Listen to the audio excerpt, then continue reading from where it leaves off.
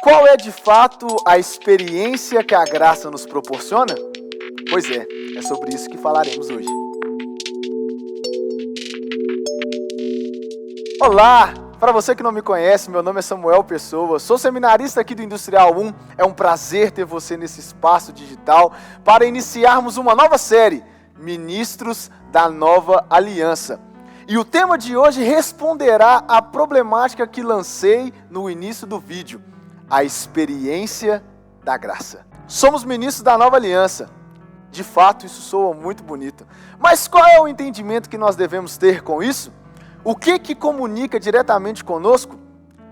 Nós entendemos que existem duas alianças na qual a gente pode viver. A aliança da lei, onde a gente faz por merecer, e a aliança da graça, onde a gente é justificado e não é de acordo com o nosso merecimento, mas sim com o merecimento de Cristo que Ele alcançou para nós na cruz, quando Ele morreu em nosso lugar e pagou os nossos pecados.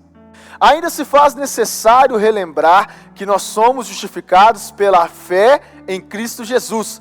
E pasmem você saber ou não, a justificação pela fé começa ainda no livro de Gênesis, por intermédio de Abraão, onde a Bíblia diz que é o nosso pai na fé. Lá diz que Abraão foi justificado pela fé, porque ele creu nas promessas que Deus tinha dado para ele. Ele creu no relacionamento de Deus e isso lhe foi imputado como justiça.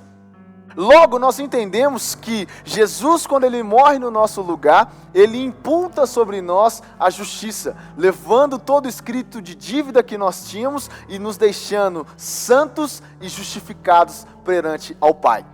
Para que nós tenhamos um entendimento maior sobre essa justificação pela fé e sobre o não merecimento, gostaria de compartilhar com você uma parábola que Jesus conta lá em Mateus 20, do 1 ao 15. Ele diz assim: o reino dos céus é como um proprietário que saiu de manhã cedo para contratar trabalhadores para a sua vinha.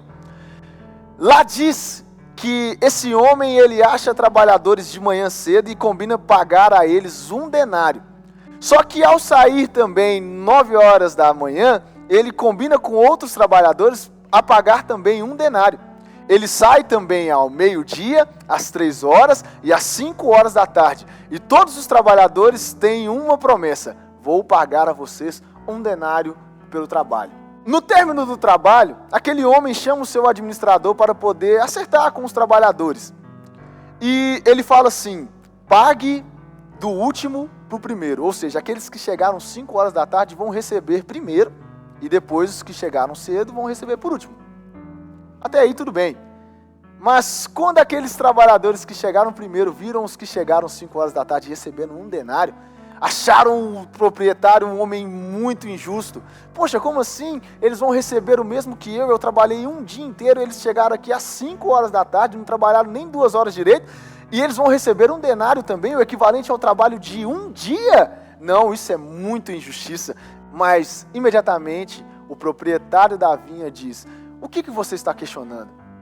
O que é justiça? A justiça significa que eu não posso ser generoso com esses trabalhadores que trabalharam às 5 horas da tarde? Pois o dinheiro é meu e eu faço com ele o que eu bem entender. E se eu quiser pagar aquilo que eu acho que eles merecem receber, eu vou pagar. Você está questionando a minha generosidade? Jesus termina a parábola dessa forma. E nós temos que ter alguns entendimentos com relação a isso.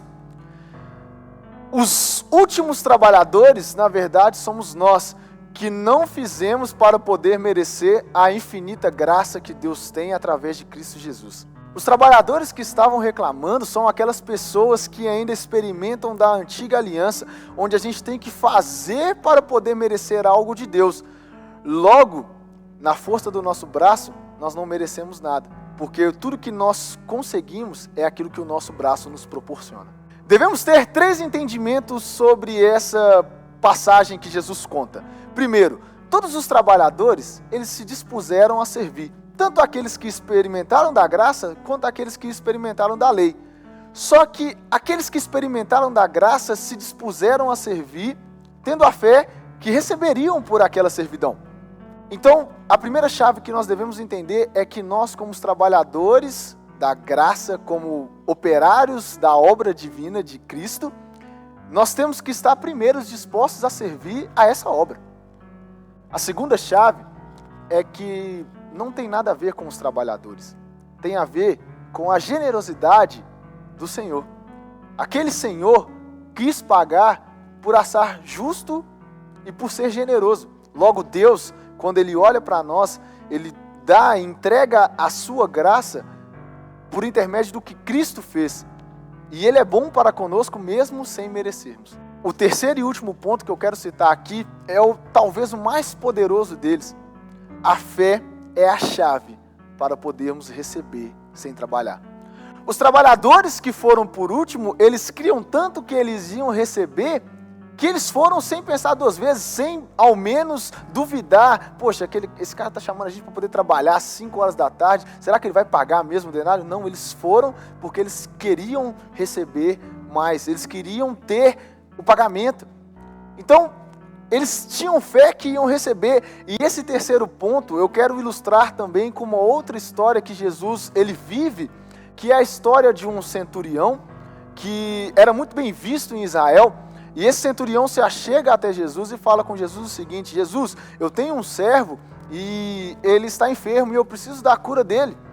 E aquela população que estava em volta, os judeus, viram aquele centurião falando com Jesus e falaram: Jesus, esse homem realmente ele merece ser ouvido, porque ele é muito bom para conosco, então escute o que ele tem a dizer. E Jesus fala assim: vamos lá, vamos curar esse homem que está enfermo, vamos, onde é que está? E aquele centurião fala assim: Jesus, eu não mereço que você entre na minha casa, contudo, eu acredito que assim como eu tenho soldados sobre a minha autoridade, e se eu digo para eles, vá para a direita, eles vão para a direita, e se eu digo para eles, vão para a esquerda, e eles vão para a esquerda, eu acredito que se você declarar para o meu servo ser curado, ele será curado na onde ele está. Jesus imediatamente exalta a fé daquele homem, dizendo: eu nunca vi uma fé tão grande como essa em Israel. E para você se assustar, nem judeu aquele centurião era, ele era um cidadão romano. Que princípio nós aprendemos com essa história do centurião? Nós precisamos de fato entender que esse homem, ele expressava que ele não merecia aquilo que ele pedia para Jesus, e mesmo Jesus sendo favorável àquilo que ele pedia, ele entendia que ele não era merecedor de receber Jesus em sua casa. Contudo, a fé daquele homem, que era disposta daquilo que ele acreditava, ou seja, ele vivia aquela fé diariamente, e ele entendia que Jesus tinha poder no mundo espiritual. Ele disse: se você declarar para o meu servo, para ele ser curado, eu creio que ele será curado, porque você tem autoridade no mundo espiritual. Esses são os princípios que nós aprendemos com essa história. E para terminar e concluir, Jesus, ao exaltar a fé daquele homem e dizer que a fé dele é a maior em Israel, ele diz assim: que seja feito conforme a vossa fé. Essa é a chave. Essa é a chave para recebermos sem merecer. Porque o nosso Pai é bondoso. E mesmo nós não merecemos, Cristo morreu por nós. Só que é feito conforme a nossa fé. Se nós pedirmos, nós recebemos conforme a nossa fé. E a nossa fé, ela deve estar firmada com aquilo que nós vivemos. Ou seja, quando nós prosseguimos em conhecer a Cristo Jesus, de fato, nós temos uma fé que é alargada, e nós vivemos o sobrenatural, nós experimentamos, de fato, a experiência da graça de Cristo Jesus, porque Ele é bondoso, e porque Ele dá para nós tudo aquilo que nós necessitamos, tudo aquilo que nós desejamos, tudo aquilo que nós pedimos ao Pai, de fato receberemos, se crermos em Cristo Jesus, e que Ele nos salvou. Entende agora o que a experiência da graça proporciona para você? Pois é, então eu quero te convidar a curtir esse vídeo, comentar aí uma dúvida ou sugestão, ou então um testemunho sobre o que essa fé falou com você, ou um testemunho próprio sobre esse assunto. Eu quero convidar você também a compartilhar esse vídeo de forma que ele possa alcançar alguém que necessita de uma palavra como essa. Fique ligado nos próximos vídeos da série Ministros da Nova Aliança e seja você cheio pelo Espírito Santo. Até mais!